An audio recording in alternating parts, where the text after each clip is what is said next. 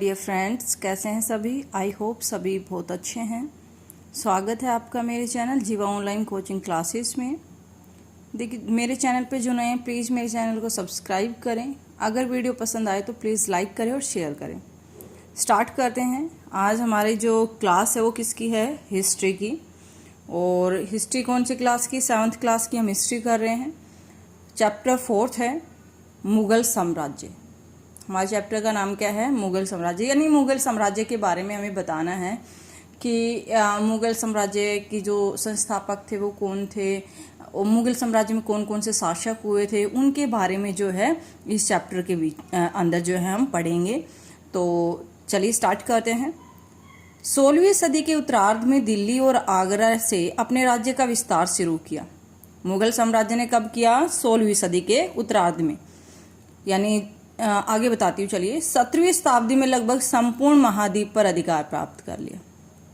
ठीक है, नेक्स्ट है। आज भारत के प्रधानमंत्री स्वतंत्रता दिवस पर मुगल शासकों के निवास स्थान दिल्ली के लाल किले को प्राचीर से राष्ट्र को संबोधित करते हैं। आपको भी पता है स्वतंत्रता दिवस पर जो है झंडा फहराया जाता है। कहाँ पर फहराया जाता है? ठीक है, तो वो क्या है? मुगल शासकों का जो निवास स्थान है वहाँ पर। नेक्स्ट है, मुगल कौन थे?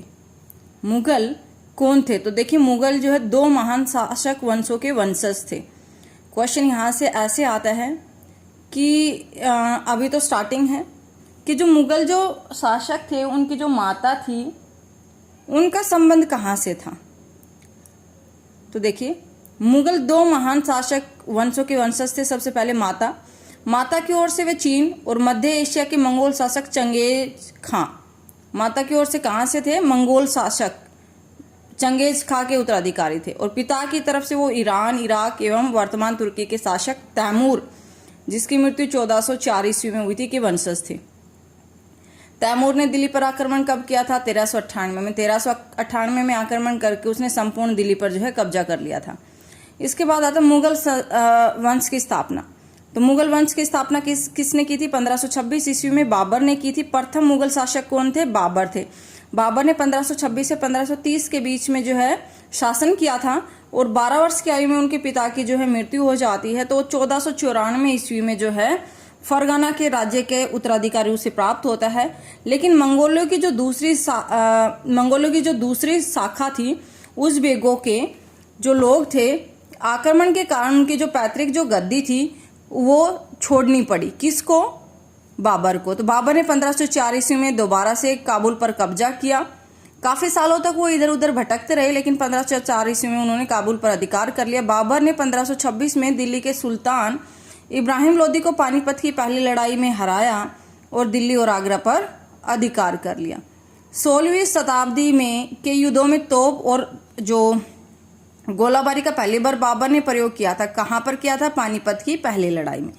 अब आता मुगल सम्राट कौन कौन से। तो सबसे पहले देखिए, बाबर के बारे में पढ़ेंगे। बाबर कौन था? मुगल वंश का संस्थापक था। 1526 से 30 के बीच में उसने शासन किया था।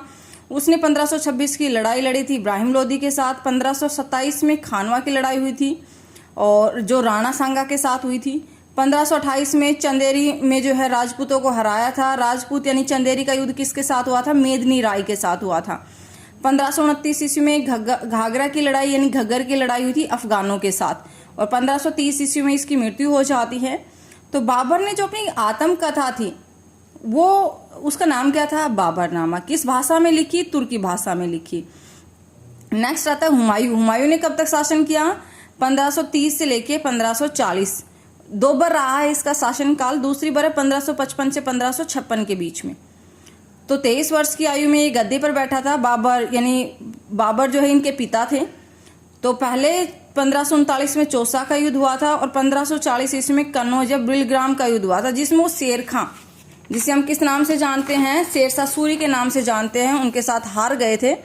और जो शेरशाह सूरी के साथ दोनों युद्धों में हार गए थे तो वो जो सिंध ईरान की तरफ चले गए।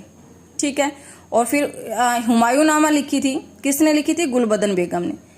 जब वो ईरान चला गया था तो ईरान में सफाविद शाह की मदद से 1555 ईस्वी में दिल्ली पर पुनः अधिकार कर लिया। और 1556 ईस्वी में जो है एक इमारत में एक दुर्घटना में उनकी मृत्यु हो गई थी। अब देखिए बीच में शेरशाह सूरी का क्यों डाला, क्योंकि 1539-40 में जो है क्या हुआ था, कन्नौज और चौसा की लड़ाई हुई थी। उसके बीच जो 1540 से 55 का जो शासनकाल है उसके बीच सूरवंश का शासनकाल रहा है। तो शेरशाह सूरी कौन थे? सूरवंश का संस्थापक था। और मकबरा कहाँ पर है शेरशाह सूरी का? सासाराम में। जीटी रोड की मरम्मत किसने करवाई? शेरशाह सूरी ने। डाक पर था पुराने किले का निर्माण किसने करवाया था? शेरशाह सूरी ने।